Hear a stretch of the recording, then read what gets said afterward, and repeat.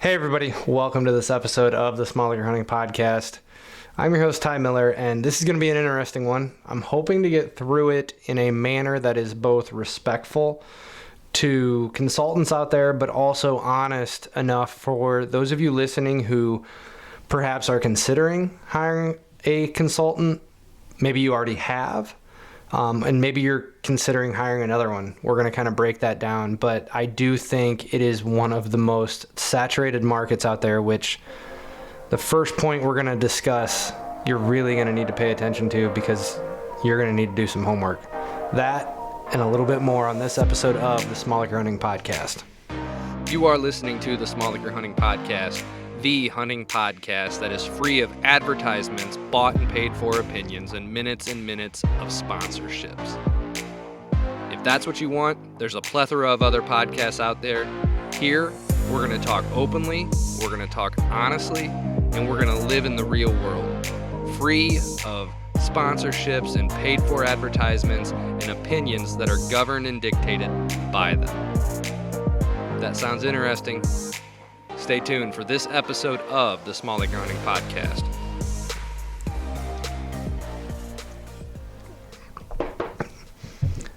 All right, let's get this started. Let's just dive right on in. Many of you guys have seen the teaser video that's out there, and you just heard the intro. What I'm going to attempt to do in this episode is discuss with you whitetail consultants in general, but the market is getting so saturated that I will be honest, I think there's a consultant out there for everybody, literally everybody. But with that, I think we all need to be a little bit honest in our discussions, and we need to understand what really makes a consult successful. And I would argue that the vast majority of whether or not you're going to see success, it is not in the consultant that you choose.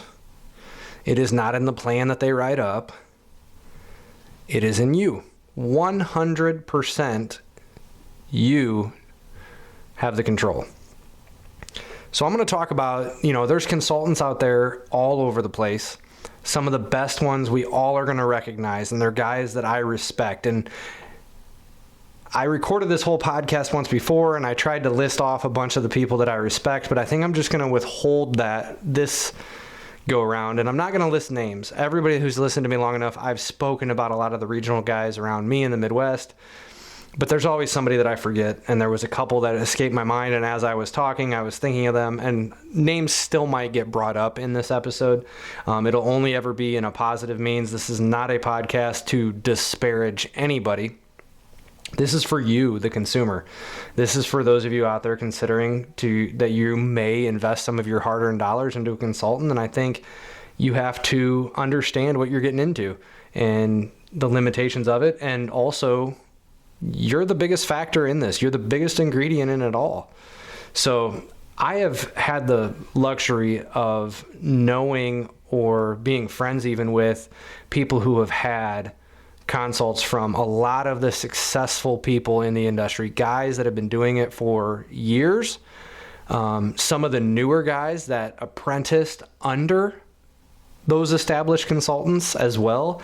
I think there's some phenomenal ones out there that have not been in the industry for maybe as long as I would prefer one to be, but I don't think you have to be. If you have the basis and you've personally exerted the effort to learn from the best ones in the industry, I think you can quickly be respected, and I think you have a lot to offer.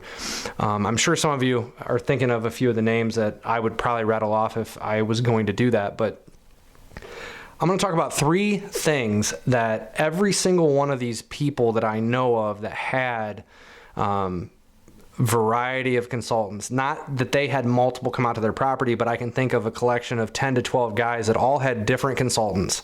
And I made a list earlier, and I know of at least 7 different consultants on a deeper level with a lot of people because they had a consultant come out. So this representation spreads across 7 different consultants, and they are guys that I highly respect, and they're some of the most established. And I have a feeling if what I'm going to share is true about their clients that I know, probably is true about a lot of the good ones out there. And that's where we're going to start.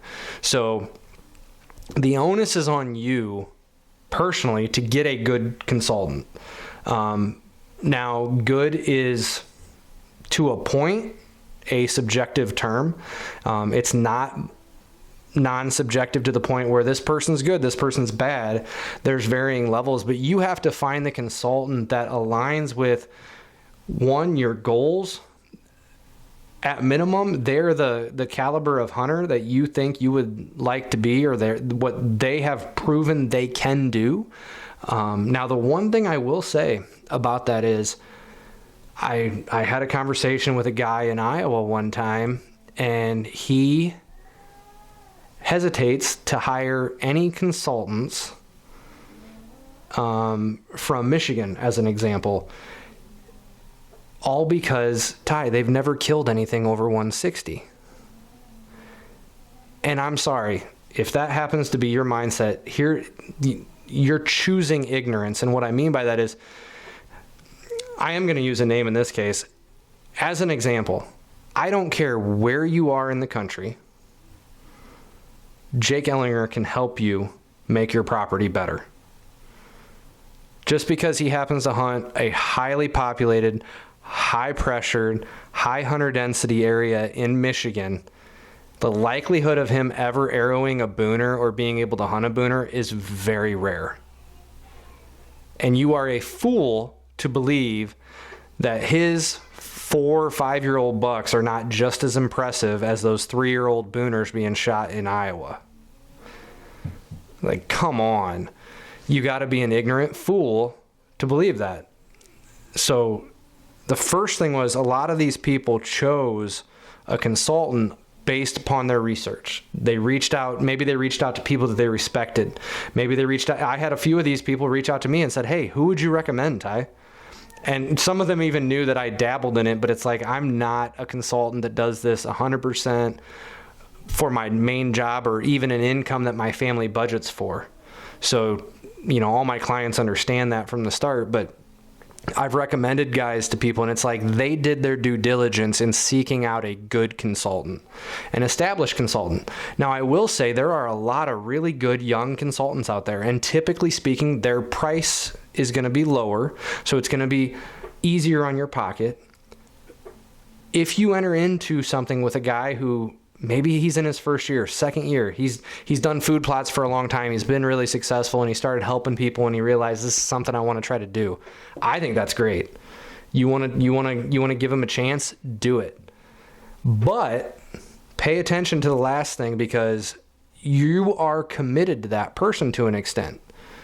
Now, of course, if in their consultant plan they start saying or recommending things that you're like, whoa, pump the brakes, that's not something that I would want to do. Good example, if you have a consultant who's like, let's introduce bush honeysuckle to your property, maybe look elsewhere, maybe consider somebody else. Let's not encourage invasive species. Now, I understand the mindset that some people have, like, okay, we have a bush honeysuckle problem on our property. Let's not just go in there, scorched earth, and remove 20 acres worth of bush honeysuckle because it's going to be void for a while. Let's formulate a plan to roll over this property, get it under control, leave it maybe in some hedgerows for last, or that it's not really being a big detriment to us. That I can understand, but just stay attuned to things like that, but realize that your expectations potentially need to be changed based on the consultant that you choose. That's on you. That's not on them. It's not the consultant's fault if they're not refined to the point of where, some of these really established consultants, they've got years and years of examples and maps and diagrams and things that they've collected over time that, they've had a couple landowners say, hey, that really helped me visualize this tactic or this technique. Well, that consultant, if they're wise, they're like, well, let's add that in as an example into the packet that I give people or into the discussion that I give people. Let's do that and let's roll with that. But you've got to be willing to do the legwork to find out who's the best one for that. And for you, the pairing with you. I don't have glasses on, so apologize if you're watching on YouTube and you're seeing me hold up the paper. I will touch on a second part, and it spins off of that first part, is you've got to choose what consultant you want. But you've also got to be willing to know and take ownership in what type of consult do you need? How much money do you need to spend? What level of a consultant do you require?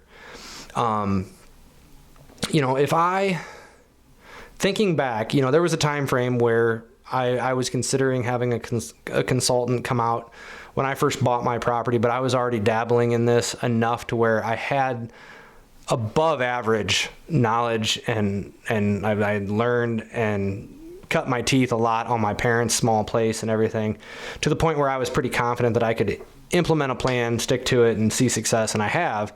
And now I'm having to manipulate it. But I've also been blessed to, have friendships with guys like Don Higgins or Terry Peer or Jake Ellinger or John Comp, or just a variety of people in the industry that, hey, if I have a specific question about something that I know they're attuned with, if I wanted to, I could message them. And not everybody has that. But where I was going with this is there's a big discussion and there's a big knock on virtual consults.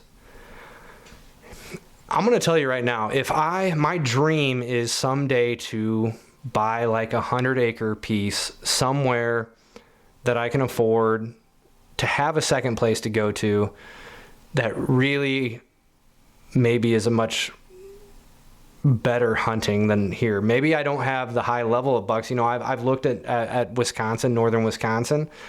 Caliber of deer is going to probably be fairly equivalent, if not, their ceiling might be a touch lower than sometimes what I think our area is or could be. But I've also looked at, Missouri, Kansas, Iowa, the dream. I would probably, if I ever bought land in Iowa, I'm just going to be honest, I'm probably going to be in a position to where I'm going to bring in some of my top-minded friends. I'm going to have a list of like 2 or 3 guys, and I'm going to be like, okay, can you come? Can you make this work? I want help setting up a plan. This is what I'm thinking. Let's hash this out. And to be fair, I could probably do that virtually with someone. Provide them topographical maps, provide them historical knowledge of the property if I have any, trail cam pictures for a year. Oftentimes properties will sell with some information. If they don't, I might hunt it 1 year or have cameras running and such and share all that. Maybe even take some video of the property, some drone footage and such, and share it with them. And between their knowledge and mine, I bet you we can formulate a pretty doggone good plan. But that is based a lot upon my previous knowledge and my understanding of things. Just terminology in general, but just the fact that I know how to fall trees. I know how to do hinge cutting. I know and understand how to grow things. I understand tree types. I know all those things. So I could get by much easier on a virtual than perhaps you can. Maybe an in-person, being able to see it. And also, if you're not somebody who can visualize or think about things. Now, I will say, a virtual consult, I think somebody should talk through their ideas with you, whether that be they send you a video file, a lot of phone conversations. But I'm a visual person, so phone conversations don't do it for me. I have to be able to conceptualize. Now, that's one thing, I can conceptualize it, but oftentimes if I'm on the phone and somebody's talking to me about my property or even talking about their property, I've got their map up of their property. Like my buddy Ryan, when he calls and we're talking through things, or he's messaging, like I've got his map up, I've got his property. I'm like, okay, he was here. This is where this is happening. It helps me visualize what he's doing. And he's like, I saw this big buck coming in from the north. Oh, he was coming in from the north. Well, then the likelihood is if you saw him here at this time within the last 10 or 15 minutes, he couldn't have been anywhere but these two. Like I start to visualize everything better if I actually have it in front of me. So I think that's an important aspect of it, to where if you are going to do a visual consult or a virtual consult with somebody, make sure there's visual aspects of it, not just a map, but they're going to map and narrate it, whether that be on the phone or it be a Zoom call, or it be, they produce a long video style narration summation of their thoughts and what they picture for the property. But let's be honest, an in-person boots on the ground consult will never be outdone in the detail that they can offer, in the confidence level that the consultant can give you. I've done virtual consults. I've done in-person consults. The confidence rating that I have in what I'm recommending is still high on a virtual, but it's like in-person consults lock in my thought process and potentially change it. I'll be honest, if I'm doing an in-person consult, I don't really start planning out the property. I don't start making a ton of notes to it because I'm just going to let the visit do that. Whereas if I'm not going on the property, I'm going to ask a ton of questions. I'm going to try to get as much knowledge about this property as I can, so that way my virtual, I can begin to build up the confidence rating. But my confidence rating on a virtual is never going to come close to what an in-person is. So just everything needs to be relative. Everything needs to be priced accordingly. But the onus is on you, the consumer, and the client to make sure, one, that you've chosen a consultant who aligns with you. Not just in budget. A lot of guys think just in budget restraints, but you need a consultant who can relate to you, who understands the hurdles that you're going through. I've never had people with large properties reach out to me. I've had people who own multiple properties, but the property they're reaching out to me on has been small. Small liquor hunting makes sense. I think there are consultants out there that, one, with respect, with all due respect, they've outgrown the need to do such small consults. Because let's be honest, if you're a consultant and you're normally charging $5,000 to $6,000, and then a guy calls you up with 13 acres, it's going to take you an hour to walk the property. Unless you are a man of no character, you're going to have a really hard time taking that deal and charging the person. And I think oftentimes some people are simply overwhelmed with the small nature of small properties. I know that sounds like an oxymoron. It sounds like, well, how can they be overwhelmed with less? But some guys view small properties as too big of a hurdle to try to figure out and jump over. And we've talked about how on smaller properties, you've got to be willing to accept a lot more restraints and a lot more influence and a lot more uncontrolled variables outside of your property. And there's just some consultants that just seems like such a big hurdle that they themselves wouldn't put up with it. So they don't want to deal with having to plan, and they can't relate for their client as well because it's not something they would ever put themselves in. I've long said, I think there's really good hunters out there. There are guys that we watch on YouTube, that we listen to on podcasts, that we collectively follow and we know are straight up killers of deer and big bucks, but it's like, I don't know if they would still be that if God had plucked them out and put them in the bad parts of PA or up in Michigan, or not put them in a position to where Iowa's their home, or some of the best spots in Illinois, or even the best spots in Indiana, or the situations do dictate some people whether or not they would probably still be doing this. So I say all that with, just make sure that you're weighing out, find a good consultant, figure out what is best for you.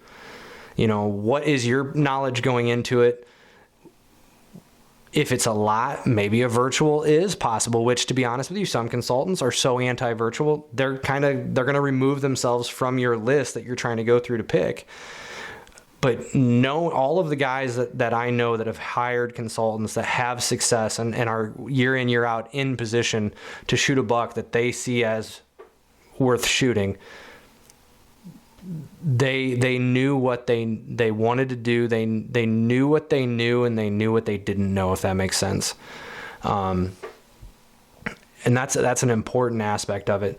And just a small little note on that as well, if communicate to the consultant is the onus on you. If you don't want to have to deal with burning for whatever reason, maybe you don't want to deal with it, or you live in a state that you have to hire out to a licensed person who can do that controlled burn, and you don't want to deal with it, you don't want the cost, you don't want to deal with it, make sure you tell your consultant that. Because there might be a consultant out there that is such a staunch believer in switchgrass as the king of bedding that they may not be able to see your property in another way. Now, most consultants, especially the good ones that, we've talked about, the hierarchy of consultants, the ones that have been around a while, established themselves, or have been trained by those, they're going to have no problem pivoting. And they realize that deer are diverse in what they want. And ultimately, you just need to be able to provide these deer a secure place for them to live, a secure place for them to feed and to fill their bellies. And then you've got to figure out how we hunt it. They've got to figure that out for you and help you figure out how to hunt it. But those three things, you give the deer a secure place to lay down in bed, you give them a secure place to fill their belly, and you try to hunt them wisely. That boiled down, that's what a consultant's trying to do for you. And if you accomplish those three things and you do them all wisely, you're going to be in the game to potentially shoot the top 10% of the bucks in your area or what you're chasing.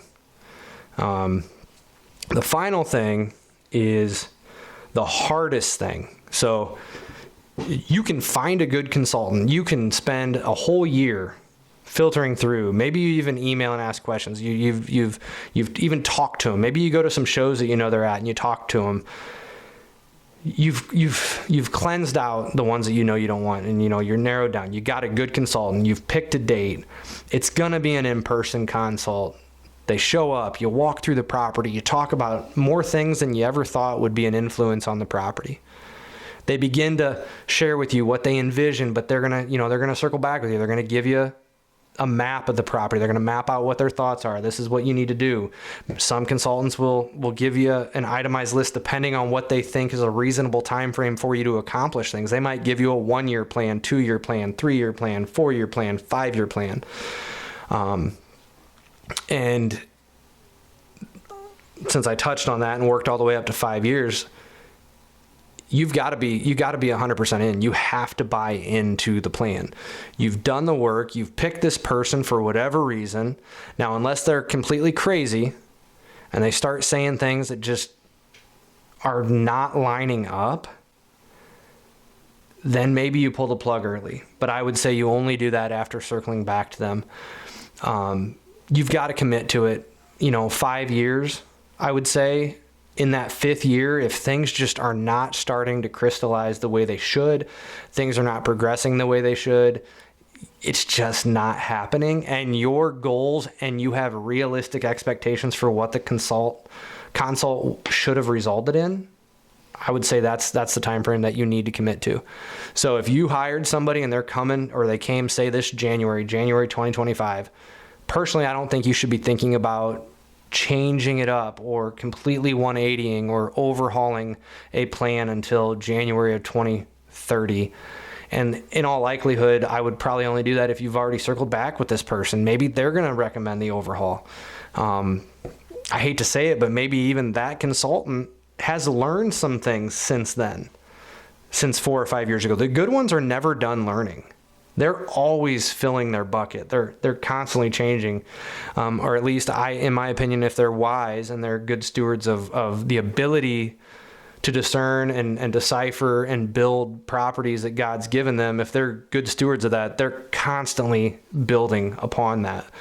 But you got to buy in 100%. If you don't buy in, you can't blame the consultant. You can't circle back and post stupid things about them when you're the reason it's not successful. I can think too, I walked a property with a guy and he was like, yeah, we had my uncle's a hunter and he's killed some great deer. He kills bucks every single year, but he's walked with us and he's told us a couple things that I just disagree with. And I knew this kind of going in. So, okay, they had another thought, and we were walking the property and there was a stand in a location. And I was like, okay, I was already thinking, like, there's no way to get to this stand morning, evening, midday. Like, I was struggling, and I was like, do you hunt this stand much? Is it one that you just hung? This is our favorite stand. You can see the entirety of the edge of the bedding area. It's in the middle of the oak flat. And I was like, but it's also in the middle of your woods. You've had to walk. And they told me their route, and it basically was walking through the destination food, through one of the most tore up edges of a field I've ever seen, because this field actually was on a hill slope, so you couldn't see the road. And I was like, hang on. I'd never hunt this stand. I never would. I'd pull this stand. Sorry for that noise. I'm recording and my family's upstairs, and little man gets a little excited sometimes, but I was like, there's no way this stand needs to come out. The only way that maybe we hunt somewhat here, and they were gun hunters too, so I was like, maybe in gun season we back up and we're closer to that edge and we can slip in maybe one time in the center of our property. But even then, the layout of as the property is right now, and you don't have control over the ag fields because of the lease isn't up yet. Like, I'm not seeing a world where I'm going to allow myself to hunt here. And he said, that's exactly what my uncle said. There's a reason why guys are successful consistently. Most of the guys that are successful consistently are either high-level hunters, and they make some of the best consultants if they're good teachers and they know more than just how to kill good deer on the property they are. Because that is also another factor. Guys who are consistently killing good deer are typically either high-level hunters or they're lucky. They've either lucked into figuring out how to hunt a specific property, or they've lucked out on dynamite property. I know a lot of people that kill crazy good deer. They don't know deer at all, but they've got a dynamite property. They don't overthink it. They go into this one stand, and it just by chance, most of their prevailing winds, that stand's dynamite. And they kill a big buck almost every single year. I know a guy who hunts in Iowa. He's like, Ty, I got 10 acres. I hunt back behind the house. I just wait till the wind's in my face, and I go back there, and I'm in the game for 180-inch deer. And he's killed a lot of 180-inch deer. Incredible. But the crazy thing is, he actually is intrigued and desires more of a challenge, so he actually goes and hunts public. He hunts Missouri public. I think he hunts Kansas public when he draws now, because it's not over the counter anymore, I don't think, in the majority of it. I haven't went out there in a long time. But yeah, he hunts public of all things, but he has like the easiest setup ever in Iowa to kill giant deer. But you got to be willing to buy in. You got to be willing. If a consultant tells you something, you have to do it. Otherwise, you are the only person to blame for that plan failing. You are the only person. Now, within reason, I understand if a consultant tells you all these various things, and they're like, you have to do this. Well, this is going to incorporate you have to dig a pond here. Well, that pond might cost tens of thousands of dollars to do, and you just don't have it. Okay. What was the purpose of that pond other than water? Because if your property is that void of water, maybe it is worth it, but it's very rare that I've seen that personally. But what was that? Was digging that pond also main purpose was to blockade or separate the property? Well, is there another way we can do that? Maybe it's going to take longer. Maybe we're going to have to plant hybrid trees and then hinge them over into a blockade to where it acts as a buffer in the same capacity. I don't know. I'm just spitballing an idea here. But it's just very rare that I've heard somebody hire a good consultant and it just fail, unless they've done something or they've had unrealistic expectations and they think that some consultant's going to have the magic pill to change the world. That's just ridiculous. You can't do that. You can't go into a consult and believing that's going to occur. But you have to commit. You have to go into a consult with the belief of, this is what I'm going to do. I'm fully committed to it. And you know what? I have had guys implement plans on their property. I was like, that is not at all what I would have thought. But hey, you know what? I know who you went to. They're good. Follow it. Have faith in it. And things change. And they're successful. And they're happy. In the end, that's all consultants want. Good consultants don't just want your money. They want your success. Because your success is their success, and it leads to continued success for both of you. I think that's the key that a lot of guys refuse to accept. All three of these points are on you, the consumer. It's not on the consultant. It's not on anybody but you. You chose that consultant. You chose the type of consultant they are. You should have known what you were getting into, and you should have the basic understanding to commit to the plan. Now, I will say, and the teaser did speak on this, the market, if you will, for consultants is just completely saturated. And I think there's a lot of guys out there that, they're willing to put themselves out there. They're willing to say or do anything. They don't care. Short-term memory loss. They have this, you can't catch a fish without your lure in the water type of mentality. They don't care if what they're saying is wrong, what they're doing is wrong. If they're new, naive, dumb, if they've never killed a good buck in their life of mature age and they really aren't standing on anything, they don't care. And the saturation of voices out there is at an all-time high. But I would say there's also never been a time frame in my life, 38 years, soon to be 39, where so much knowledge is out there for free. The amount of videos, podcasts, ebooks, now those aren't always free, but like the amount of information out there, I've said it before and I'll say it again, and maybe this goes against, the discussion on consultants, but there is a lot of people out there that a consultant is more or less just a confirmation process. Many of you have an immense amount of knowledge because you've spent the time, you've watched an innumerable amount of videos. You've read an innumerable amount of articles or postings. You've watched other people fail and share their stories. You're part of forums that do nothing but discuss habitat. You're fully capable, I would say, in designing your own plan. But I completely understand the concept and it's almost like insurance. For those of us out there that are like that I just described, sometimes hiring a consultant is that insurance policy of like, yeah, I'm heading in the right direction. What I'm thinking is a good thing. That's why a lot of firms will hire a consultant who has experience in helping businesses be successful at X, Y, or Z. So they hire them.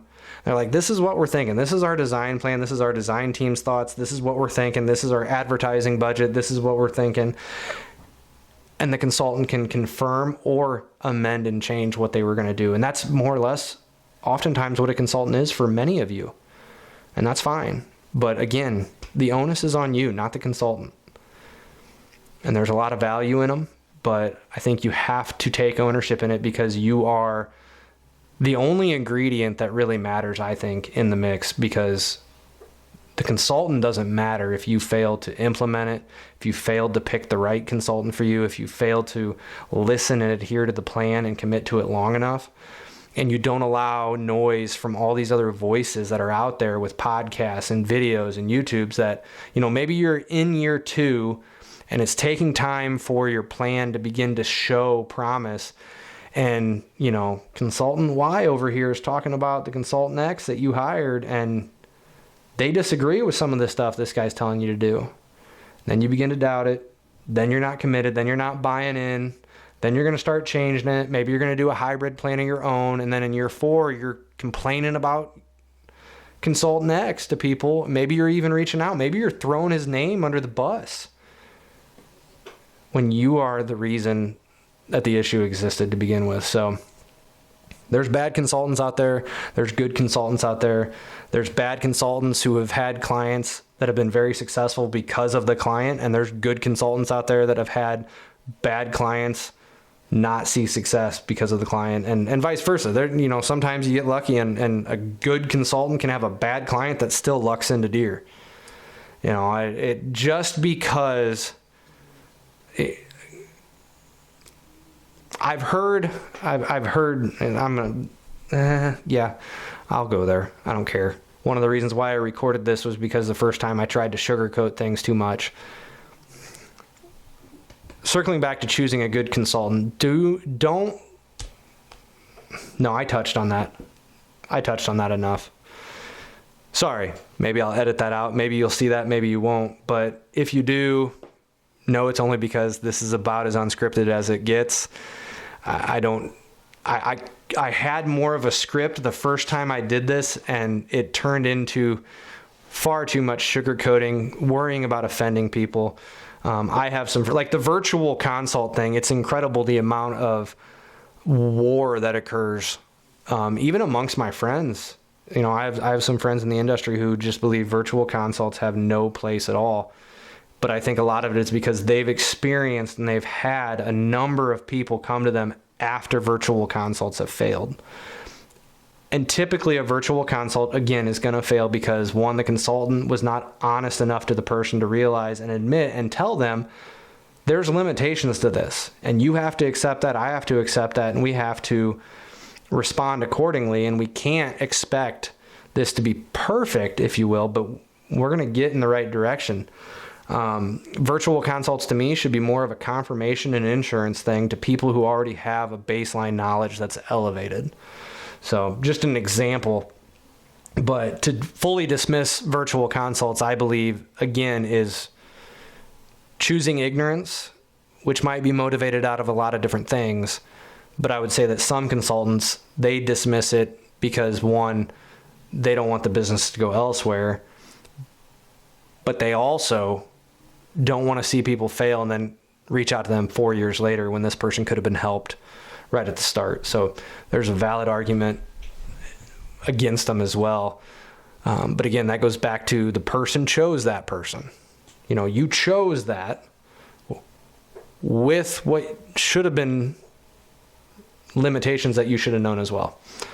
So that is the discussion on consulting. Hopefully this episode has been encouraging, reflective. Hopefully it's made you think. Whether you have had a consulting story, maybe you've had a good story, maybe you've had a bad story. I'm going to ask you a favor. I'm going to ask a favor of you. If you can, in the comments, if you go to YouTube on this or even on any of your streaming sources, you can usually comment on an episode. You know, share your stories. But do me a favor. Please be respectful. If you had a bad story, let's not list the consultant's name. Okay? There's a lot of good consultants out there that have had a lot of bad experiences with clients. Some of it was the client's fault. Some of it was the consultant's fault. Some of it was not enough good communication. And some people flat out chose the wrong consultant for them. And now they're out there disparaging name. But I am very curious, you know, what in your opinion, what are your thoughts? What are your opinions on consulting? Is it good? Is it bad? Is it good that there's more competition out there on the market, or is it actually detrimental because there's too many to choose from and a lot of people will go to the lowest budget consultant and it's too hard to weed out all of them? I don't know. Maybe that's your thought. Maybe you believe it's a good thing. It's only going to bring down the affordability of the best ones possibly. I don't know. I kind of doubt that personally. Their value has been built up over time and they've proven to be able to sustain their existence, which means they're doing something right. But share your thoughts. Share your thoughts on this episode. Hopefully this has been beneficial to you. And if you're considering hiring a consultant, maybe listen to this episode a few times, but really review. Make sure that you pick a good consultant who aligns with you. Know what you will and will not do. Know what style you want, both from virtual to on-site, but also just what do they seem to have a lot of experience in. Your habitat type might play a factor in the choice, but then also be willing to commit 100%. Be willing to commit 100%. If you're not, then I would argue save your money. Don't waste it on a consultant if you're going to do whatever you want anyways. This is Ty. God bless and good luck out there.